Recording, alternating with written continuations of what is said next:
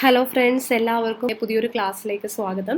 ഇന്നത്തെ ക്ലാസ്സിൽ നമ്മൾ ഡിസ്കസ് ചെയ്യുന്നത് web technology chapter 4 plus two computer science അതുപോലെ തന്നെ പ്ലസ് ടു കമ്പ്യൂട്ടർ ആപ്ലിക്കേഷൻ സ്റ്റുഡൻസിനും ഒരുപോലെ ഉപകാരപ്പെടുന്ന ഒരു വീഡിയോ ആണിത്. ആദ്യമായിട്ടാണ് ഈ വീഡിയോ കാണുന്നതെങ്കിൽ ദയവായി ഈ ചാപ്റ്ററിൻ്റെ ഇതിനു മുൻപ് നമ്മൾ അപ്ലോഡ് ചെയ്ത ഭാഗങ്ങൾ നിങ്ങൾ കാണുക. അതിനുശേഷം ഈ ഭാഗം പഠിക്കാൻ തുടങ്ങുക. എന്നാൽ മാത്രമേ പറയുന്ന കോൺസെപ്റ്റ്സ് വളരെ ക്ലിയർ ആയിട്ട് മനസ്സിലാവുകയുള്ളൂ. ഈ ക്ലാസ് ഇഷ്ടപ്പെടുകയാണെങ്കിൽ മറക്കാതെ ലൈക്ക് ചെയ്യുക. അതോടൊപ്പം നിങ്ങളുടെ ഫ്രണ്ട്സിനും ഷെയർ ചെയ്യുക. ഒപ്പം ഈ ചാനൽ ഇഷ്ടപ്പെട്ടാൽ മറക്കാതെ ചാനൽ സബ്സ്ക്രൈബ് ചെയ്തേക്കണേ. ടാഗ്സും അതുപോലെ തന്നെ അതിൻ്റെ ആട്രിബ്യൂട്ട്സും പരിചയപ്പെട്ടു.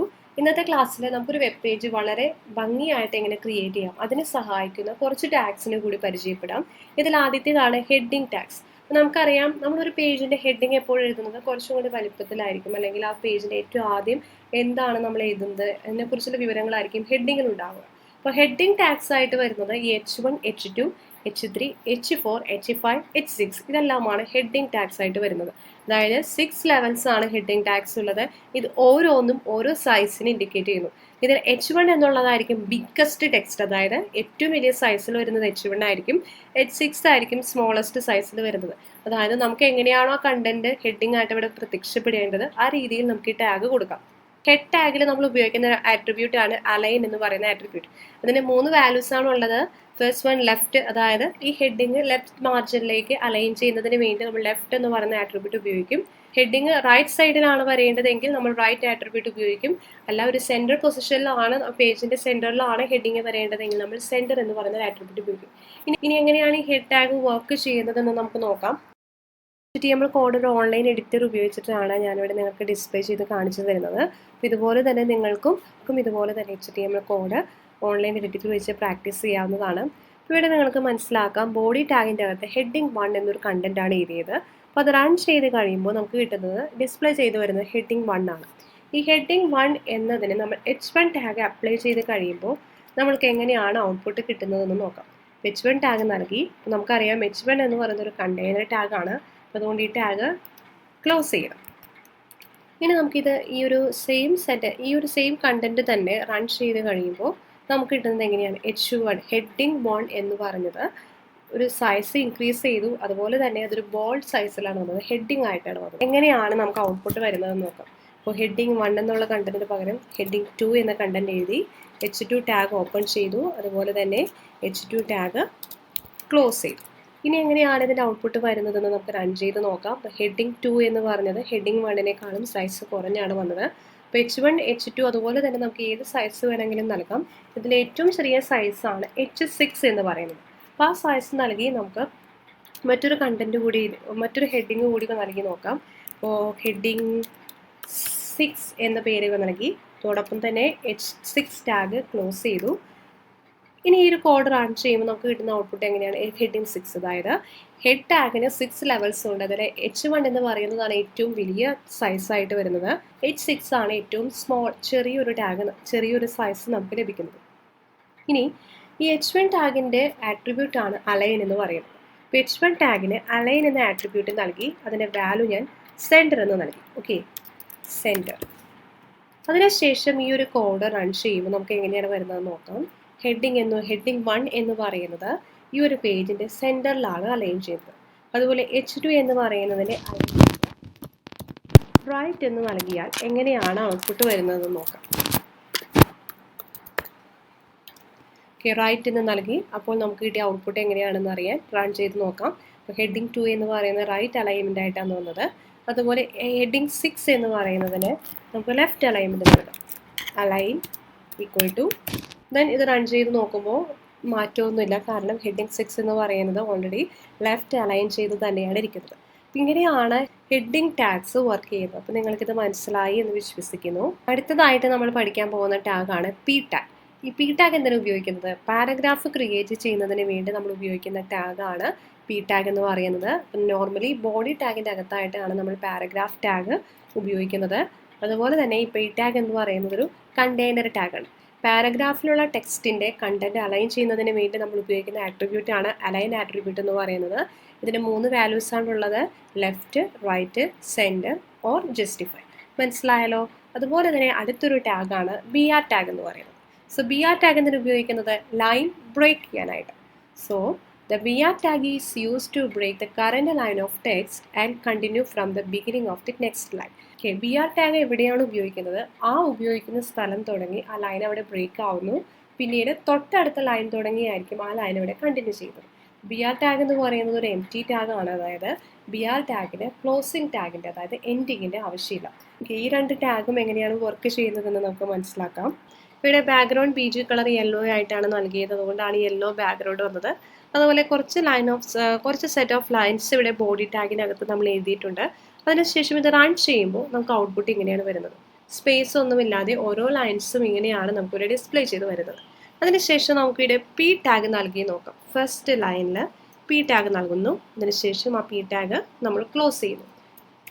ഓക്കെ, ഇനി നമുക്ക് ഇതിൻ്റെ ഔട്ട്പുട്ട് എങ്ങനെയാണ് ഇതിൻ്റെ ഔട്ട്പുട്ട് വരുന്നത് എന്ന് നോക്കാം. ഓക്കെ, അതായത് the number of lines in a paragraph depends on the size of browser window എന്ന ലൈനിന് ശേഷം ഇവിടെ കുറച്ച് സ്പേസ് വന്നു അല്ലേ, ആ സ്പേസിന് ശേഷമാണ് അടുത്ത സെറ്റ് ഓഫ് ലൈൻസ് അവിടെ വന്നത്.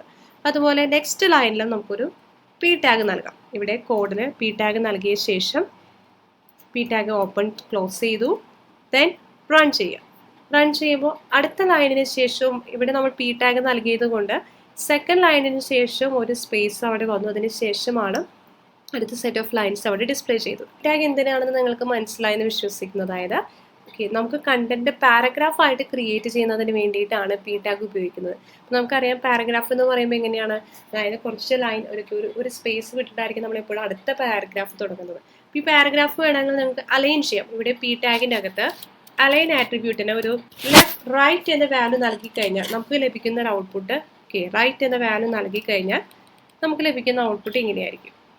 ഓക്കെ, റൺ ചെയ്യുമ്പോൾ ഇവിടെ പാരഗ്രാഫ് അലൈൻ ചെയ്യുന്നത് റൈറ്റിലേക്കാണ്. മനസ്സിലായോ? അപ്പോൾ പാരഗ്രാഫ് ടാഗ് P ടാഗ് നിങ്ങൾക്ക് മനസ്സിലായെന്ന് വിശ്വസിക്കുന്നു. അടുത്തതായിട്ട് നമുക്കിവിടെ P ടാഗിൻ്റെ പകരം BR ടാഗിൻ്റെ വർക്കിംഗ് നോക്കാം. ഇവിടെ ഫസ്റ്റ് ലൈൻ കഴിഞ്ഞതിന് ശേഷം ഇവിടെ ഞാനൊരു BR ടാഗ് ഉപയോഗിച്ചു. നമ്മൾ പറഞ്ഞു BR ടാഗ് എന്ന് പറയുന്നത് ഒരു empty ടാഗാണ്, അപ്പോൾ അതുകൊണ്ട് തന്നെ ഒരു ക്ലോസിംഗ് ടാഗിൻ്റെ ആവശ്യമില്ല. ഇനി ഇത് റൺ ചെയ്യുമ്പോൾ എങ്ങനെയാണെന്ന് മനസ്സിലായോ? അതായത് നിങ്ങൾ എവിടെയാണോ BR ടാഗ് നൽകിയത് അവിടെ വെച്ച് ആ ലൈൻ ബ്രേക്ക് ചെയ്യുന്നു, അടുത്ത ലൈനിലായിരിക്കും അടുത്ത സെൻറ്റൻസ് തുടങ്ങുന്നത്. മനസ്സിലായല്ലോ? ഫോർ എക്സാമ്പിൾ നിങ്ങളുടെ if you resize the browser window, ഇവിടെയാണ് ഒരു BR ടാഗ് നൽകുന്നതെങ്കിൽ ഈ ഒരു രീതിയിലായിരിക്കും നമുക്ക് ഔട്ട്പുട്ട് വരുന്നത്. If you resize the browser window, അതിന് ശേഷമാണ് അടുത്ത സെൻറ്റൻസ് വരുന്നത്. ഇനി ഒന്നിലധികം BR ടാഗ് നൽകിക്കഴിഞ്ഞാൽ എങ്ങനെയാണ് ഔട്ട്പുട്ട് വരുന്നതെന്ന് നോക്കാം. ഓക്കെ, ഇവിടെ ആദ്യത്തെ സെൻറ്റൻസിൽ നമ്മൾ ഫസ്റ്റ് ലൈൻ കഴിഞ്ഞതിന് ശേഷം 2 BR ടാഗ് നൽകി. അതായത് 2 ലൈൻസ് കഴിഞ്ഞിട്ടാണ് അടുത്ത വാല്യൂ അല്ലെങ്കിൽ അടുത്ത കണ്ടന്റ് തുടങ്ങിയത്. നിങ്ങൾക്കിത് മനസ്സിലായെന്ന് വിശ്വസിക്കുന്നു. BR ടാഗും P ടാഗും മനസ്സിലായെന്ന് വിശ്വസിക്കുന്നു. ഞാൻ പോകുന്നത് HR ടാഗ്. ഒരു ഹൊറിസോണ്ടൽ ലൈൻ പ്രൊഡ്യൂസ് ചെയ്യുന്നതിന് വേണ്ടി നമ്മൾ ഉപയോഗിക്കുന്ന ഒരു ടാഗാണ് HR ടാഗ് എന്ന് പറയുന്നത്. HR tag produces A horizontal line spread across the width of the browser window. ഈ HR ടാഗിന് ഉപയോഗിക്കുന്ന മെയിൻ ആട്രിബ്യൂട്ട്സ് ആണ് സൈസ്. ആ ഹൊറിസോണ്ടൽ ലൈനിൻ്റെ തിക്നെസ് സെറ്റ് ചെയ്യുന്നതിന് വേണ്ടിയാണ് സൈസ് എന്ന് പറയുന്ന ആട്രിബ്യൂട്ട് ഉപയോഗിക്കുന്നത്. അതുപോലെ വിഡ്ത്ത്, ഓക്കെ, ആ ലൈനിൻ്റെ വിഡ്ത്ത് എത്ര വേണം, അതായത് അതിൻ്റെ ലെങ്ത് എത്ര വേണം എന്ന് സെറ്റ് ചെയ്യുന്നതിന് വേണ്ടിയാണ് വിഡ്ത്ത് ആട്രിബ്യൂട്ട് ഉപയോഗിക്കുന്നത്. അടുത്തത് കളർ, ആ ലൈൻ എങ്ങനെയാണ്, എന്ത് കളർ വേണം, അതാണ് കളർ ആട്രിബ്യൂട്ട് കൊണ്ട് സ്പെസിഫൈ ചെയ്യുന്നത്. അടുത്തത് നോ ഷെയ്ഡ്. ഈ ആട്രിബ്യൂട്ടിന് പ്രത്യേകിച്ച് വാല്യൂ ഒന്നുമില്ല, and it is use to specify the solid horizontal line instead of a shaded line. ഒരു ഷെയ്ഡഡ് ലൈനിന് പകരം ഒരു സോളിഡ് ആയിട്ടുള്ള ഹൊറിസോണ്ടൽ ലൈൻ വരുന്നതിന് വേണ്ടിയാണ് നോ ഷെയ്ഡ് എന്ന് പറയുന്ന ഒരു ആട്രിബ്യൂട്ട് നമ്മളിവിടെ ഉപയോഗിക്കുന്നത്. അപ്പോൾ അതുപോലെ ഈ സൈസ് ആട്രിബ്യൂട്ടിന് നമ്മളെപ്പോഴും വാല്യൂ നൽകുന്നത് പിക്സൽസിലായിരിക്കും. അതുപോലെ വിഡ്ത്ത് ആട്രിബ്യൂട്ടിന് നമുക്ക് പിക്സൽസിലോ അല്ലെങ്കിൽ പെർസെൻറ്റേജിലോ വാല്യൂസ് നൽകാം. 50%, 30%, അങ്ങനെ പെർസെൻറ്റേജ് വാല്യൂവിൽ നമുക്ക് വാല്യൂസ് നൽകാം. അതുപോലെ തന്നെ HR ടാഗ് എന്ന് പറയുന്നത് ഒരു empty ടാഗാണ്. അതായത് ഈ ഒരു ടാഗിൻ്റെ ഒരു ക്ലോസിംഗ് ടാഗിൻ്റെ ആവശ്യമില്ല. ഇനി എങ്ങനെയാണ് HR ടാഗിൻ്റെ വർക്കിംഗ് എന്ന് നമുക്ക് മനസ്സിലാക്കാം. ഇവിടെ നമ്മൾ നേരത്തെ പഠിച്ച H1 ടാഗാണ് ഉപയോഗിച്ചിരിക്കുന്നത്. ബിനൂസ് മലയാളം ട്യൂട്ടോറിയൽസ് എന്ന ടെക്സ്റ്റ് H1 ടാഗിലാണ് കൊടുത്തത്. അതുപോലെ തന്നെ സെൻറ്ററിലേക്ക് അലൈൻ ചെയ്തു. ഡിസ്പ്ലേ ചെയ്ത് റൺ ചെയ്യുമ്പോൾ ഡിസ്പ്ലേ ചെയ്യുന്നത് ഈ ഒരു രീതിയിലാണ്. ഇവിടെ നമുക്ക് HR ടാഗ് ഉപയോഗിക്കാം. നമുക്കറിയാം HR ടാഗ് എന്ന് പറയുന്ന ഒരു empty ടാഗാണ്, അപ്പോൾ അതുകൊണ്ട് തന്നെ ക്ലോസിങ്ങിന് ആവശ്യമില്ല. ഒരു HR ടാഗ് നൽകിക്കഴിഞ്ഞാൽ നമുക്ക് ഔട്ട്പുട്ട് എങ്ങനെയാണ് ലഭിക്കുന്നത് നോക്കാം. അതായത് ബിനൂസ് മലയാളം ട്യൂട്ടോറിയൽസ് എന്ന ഹെഡിങ് കഴിഞ്ഞ ശേഷം ഒരു ഹൊറിസോണ്ടൽ ലൈൻ അവിടെ വന്നു. ഓക്കെ, ഇനി HR ടാഗിന് തന്നെ നമുക്ക് സൈസ് എന്ന് പറയുന്ന ഒരു ആട്രിബ്യൂട്ട് നൽകാം. അതിൻ്റെ വാല്യൂ 50 എന്ന് കൊടുക്കാം. ഓക്കെ, 50. ദെൻ ഈ ഒരു കോഡ് റൺ ചെയ്യുക. അപ്പോൾ ഈ കോഡ് റൺ ചെയ്യുമ്പോൾ നമുക്ക് കിട്ടിയത് എങ്ങനെയാണ്, അതായത് നേരത്തെ വന്ന ഹൊറിസോണ്ടൽ ലൈൻ തന്നെയാണ്, പക്ഷേ ആ ഹൊറിസോണ്ടൽ ലൈൻ നമ്മൾ 50 എന്ന സൈസ് കൊടുത്തപ്പോൾ അതിൻ്റെ സൈസ് വർദ്ധിച്ചു. ഇവിടെ തന്നെ നമുക്ക് നോ ഷെയ്ഡ് എന്ന് പറയുന്ന ഒരു ആട്രിബ്യൂട്ട് കൂടി ആഡ് ചെയ്യാം. നമുക്കറിയാം നോ ഷെയ്ഡ് എന്ന് പറയുന്ന ആട്രിബ്യൂട്ടിന് പ്രത്യേകിച്ച് വാല്യൂ ഒന്നും നൽകേണ്ട ആവശ്യമില്ല. നോ ഷെയ്ഡ് എന്ന് പറയുന്ന ആട്രിബ്യൂട്ട് നൽകിക്കഴിഞ്ഞാൽ നമുക്ക് ഔട്ട്പുട്ട് ലഭിക്കുന്നത് ഇങ്ങനെയാണ്. അതായത് നേരത്തെ നമുക്ക് ഡിസ്പ്ലേ ചെയ്ത് വന്ന ഹൊറിസോണ്ടൽ ലൈന് പകരം ഇവിടെ ഒരു സോളിഡ് ആയിട്ടുള്ള ഹൊറിസോണ്ടൽ ലൈനാണ് ഡിസ്പ്ലേ ചെയ്ത് വന്നത്. അതുപോലെ തന്നെ അടുത്തൊരു സെൻറ്റൻസ് കൂടി നമുക്ക് എഴുതാം. അത് H2 ടാഗിൻ്റെ അകത്തായിട്ട് നമുക്ക് എഴുതാം. +1 ആൻഡ് +2 ക്ലാസ്സസ്. +1 and +2 classes. അതുപോലെ തന്നെ ഇപ്പോൾ ഇനി ഇത് റൺ ചെയ്ത് കഴിയുമ്പോൾ നമുക്ക് ലഭിക്കുന്ന ഔട്ട്പുട്ട് ഇങ്ങനെയാണ്, +1 ആൻഡ് +2 ക്ലാസ്സസ്. ഇനി അടുത്തതായിട്ട് ഇതിന് തൊട്ട് താഴെ നമുക്കൊരു HR ടാഗ് ഉപയോഗിക്കാം. ഈ HR ടാഗ് ഉപയോഗിച്ചു. അതിനുശേഷം ഇത് റൺ ചെയ്ത് നോക്കുമ്പോൾ നമുക്ക് കിട്ടുന്ന ഔട്ട്പുട്ട് ഇങ്ങനെയാണ്. ഈ +1 ആൻഡ് +2 ക്ലാസ്സസ് അത് കഴിഞ്ഞ ശേഷം ഒരു ഹൊറിസോണ്ടൽ ലൈൻ കൂടി വന്നു. ഇനി HR ടാഗിന് നമുക്കൊരു കളർ ആട്രിബ്യൂട്ട് നൽകാം. കളർ ആട്രിബ്യൂട്ട് നൽകി അതിൻ്റെ വാല്യൂ ആയിട്ട് ഞാൻ അതിനുശേഷം ഈ ഒരു കോഡ് റൺ ചെയ്യുമ്പോൾ നമുക്ക് കിട്ടുന്ന ഔട്ട്പുട്ട് ഇങ്ങനെയാണ്. അതായത് +1 ആൻഡ് +2 ക്ലാസ്സസ് അതിനുശേഷം ഒരു റെഡ് ഹൊറിസോണ്ടൽ ലൈൻ അവിടെ ഡിസ്പ്ലേ ചെയ്ത് വന്നു. ഈ റെഡ് കളർ ആട്രിബ്യൂട്ടിൻ്റെ ഒപ്പം തന്നെ നമുക്ക് സൈസ് ആട്രിബ്യൂട്ട് സൈസ് =50 എന്ന് പറയുന്ന ഒരു വാല്യൂ കൂടി നമുക്കിവിടെ നൽകാം. സൈസ് =50 എന്ന വാല്യൂ നൽകി അതിനുശേഷം ഇത് റൺ ചെയ്യുമ്പോൾ നമുക്ക് കിട്ടുന്ന ഔട്ട്പുട്ട് ഇങ്ങനെയാണ്.